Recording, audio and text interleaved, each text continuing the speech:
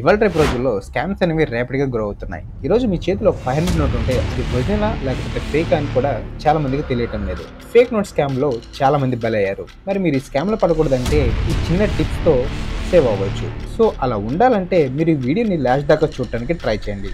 So మీలా చాలా మందికి యూట్యూబ్ అయితే ప్రమోట్ చేస్తుంది అండ్ వాళ్ళని కూడా మీరు సేవ్ చేసినట్లు అవుతారు. ఒక స్మాల్ రిక్వెస్ట్ బాస్. చాలా మంది మన ఛానల్‌లో వీడియోస్‌ని చూస్తున్నారు. కానీ సబ్స్క్రైబ్ అయితే చేయడం లేదు.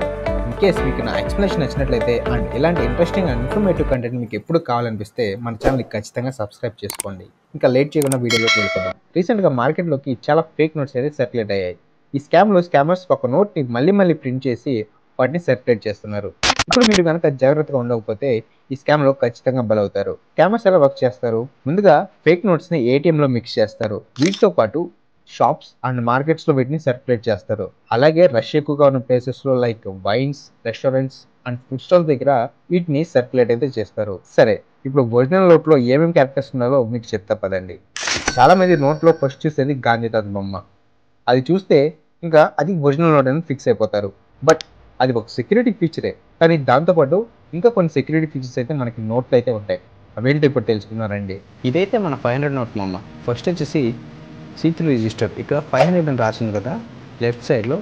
సో ఇది ఏదైనా లైట్ సోర్స్ ముందు పెట్టినట్లయితే ఇక 2 వైట్ లైన్స్ అనేవి కంప్లీట్గా ఫిల్ అయిపోతాయి. 500 చెప్పి నీకు కనిపిస్తుంది.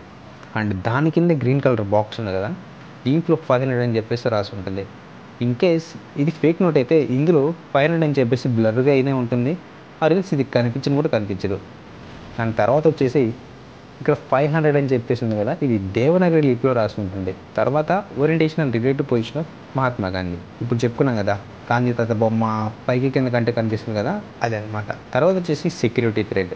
ఈ సెక్యూరిటీ థ్రెడ్ అనేది గ్రీన్ కలర్లో అయితే ఉంటుంది. ఇది కనుక నువ్వు 45 డిగ్రీస్లో టిల్ట్ చేస్తే బ్లూ కలర్లోకి మారాలి. ఇన్ కేస్ ఇది కనుక బ్లూ కలర్లోకి మారకపోతే అది ఫేక్ నోట్ అయ్యే ఛాన్స్ అయితే చాలా ఉంది. ఈ సెక్యూరిటీ థ్రెడ్ మీద ఆర్బీఐ అని చెప్పేసి కూడా రాసి ఉంటుంది.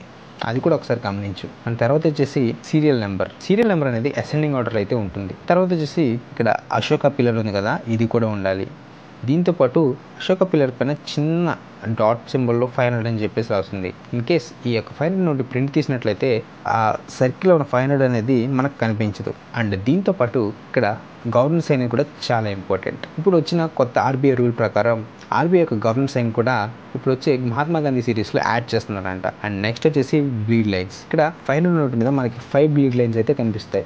ఇవి ఎందుకంటే బ్లైండ్ పీపుల్కి ఇది ఏ నోట్ తెలియడానికి ఇది హెల్ప్ చేస్తుంది అనమాట. అండ్ దీన్ని రివర్స్ చేసి చూస్తే మనకి ఇయర్ ఆఫ్ ప్రింటింగ్ నోట్ ఇక్కడ ఏ ఇయర్లో ప్రింట్ అయిందో మనకి చూపిస్తుంది. అండ్ దీంతోపాటు Swachh Bharat symbol and slogan కూడా మనకు ఉండాలి. అండ్ నెక్స్ట్ వచ్చేసి లాంగ్వేజ్ ప్యానల్. ఇక్కడ మనకి 15 లాంగ్వేజెస్ అయితే ఉంటాయి. మనకి 500 నోట్ మీద రెడ్ ఫోర్ట్ మోటివ్ అయితే ఉంటుంది.